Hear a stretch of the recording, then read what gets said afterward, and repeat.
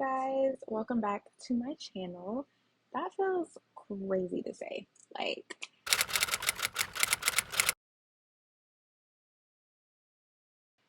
in the spirit of transparency, content creation is really hard.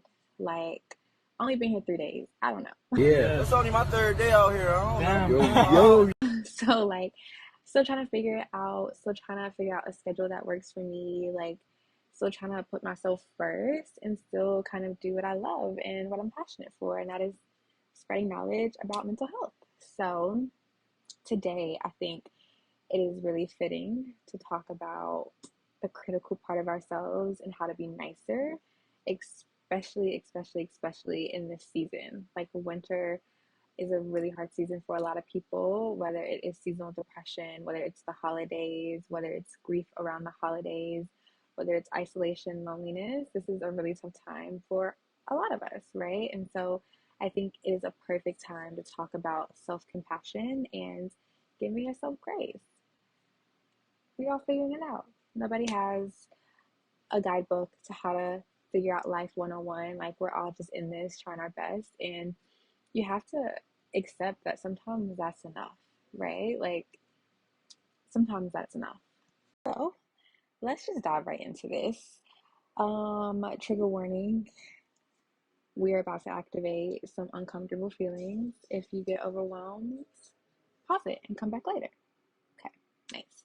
So let's talk about your critical part. So our critical parts are typically developed in childhood, right? Whether that is getting feedback or criticism from caregivers, parents, teachers, siblings, peers at school.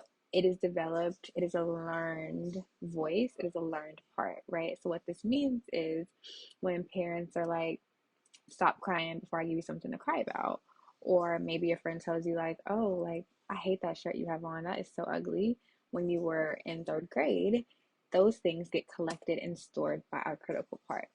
Then what happens is your brain is very adaptive, right? It learns how to push you and motivate you and lunge you to be your best self. And obviously, nothing is perfect. Our brain makes mistakes sometimes.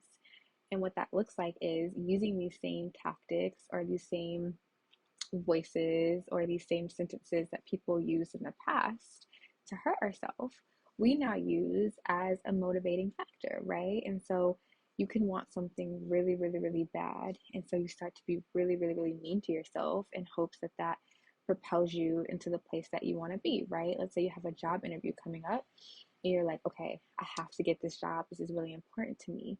And so maybe you start to kind of role play or research about the job or do interview questions. And next thing you know, you have this really big part that's like, you are so stupid. Why do you think you deserve this job? You're not going to get this job acting like this, right? And it just continues to spew really harsh and really negative things to us, right?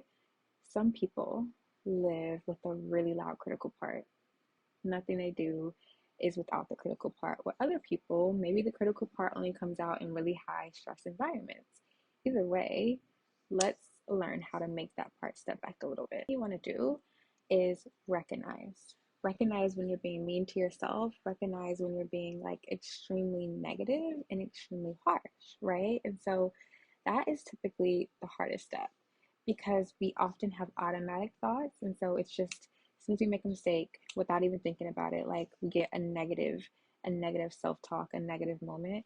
We want to work on recognizing that is the first step. You don't have to change it, you don't have to correct it. We just want to notice, like, dang, that was kind of me, right? Or like, I don't mean that. I don't even know why I said that about myself. Just recognize, right? What this requires is really, really, really mindful and attentive moments with yourself. That is the only way that you'll be able to notice what your automatic thoughts say and what they're trying to convince you of.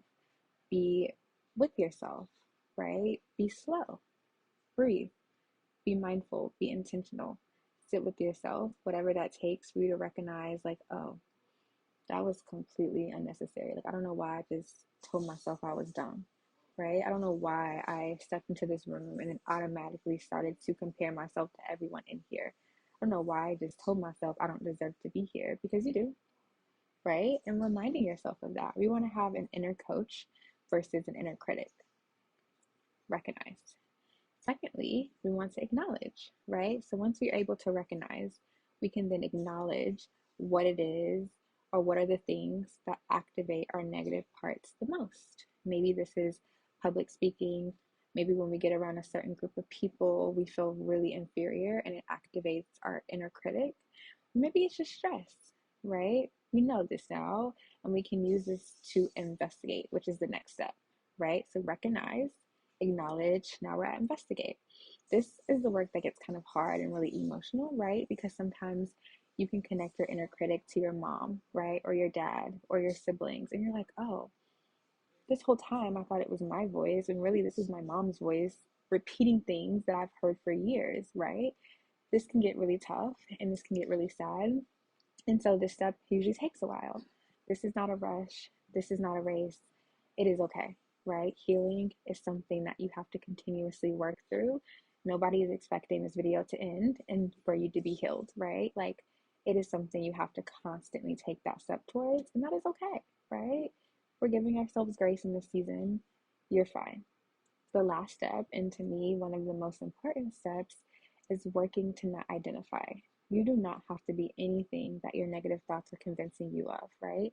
You don't have to be stupid. You don't have to be ugly. You don't have to be inadequate. You don't have to be fearful or scared, right? You can have moments of those feelings. You can have temporary moments of feeling like, I am such an embarrassment. That is a normal part of the human experience. You do not have to be an embarrassing person to feel embarrassment, right? And so we do not want to identify with these thoughts. We want to recognize that they're there. We want to acknowledge that they're there. We can even investigate, but it's not who we are, right? And once you accept that these feelings and emotions can come and go freely without having to attach yourself to them, you will start to notice that it feels a lot less heavy. Not want to be bag lady. You do not want to carry around all of these insults, all of these expectations, all of these criticisms. You can give yourself permission to let them go. If it feels safe in this space, I would like for you to take a piece of paper and think about what your inner critics sound like. What does it convince you of? What does it want you to believe when you are really, really anxious or scared or just stressed out? What does that voice sound like? How does it show up? How does it move in your brain? And I want you to just think about that for a second. And then on that opposite side of that paper, I want you to do an inner coach. What would you want it to sound like, right? If you imagine a really stressed out moment where you are so anxious and so terrified, what would you rather hear? Would you rather hear that you could do it, that you deserve to be there, that you are as equally as special and as important as everybody around you? Just think about that. And I want you to keep this paper and I want you to hold on to it. And every time you recognize or acknowledge that your inner critic is present, just flip over that page and replace, right? And be like, actually, I'm not stupid. I'm just training, right? I'm a student. I'm learning. Like, nobody expects me to have it all figured out. That is an unfair expectation that I have just placed on myself. And it takes time. It's not something that's going to happen overnight. And that's okay, right? Full circle. Give yourself grace. Healing takes time. You can do this. Thank you for being here with me today. Um, yeah, you can find me on Instagram at This Doesn't Count as Therapy. And I'm looking forward to continuing to connect with you guys. Have a good one.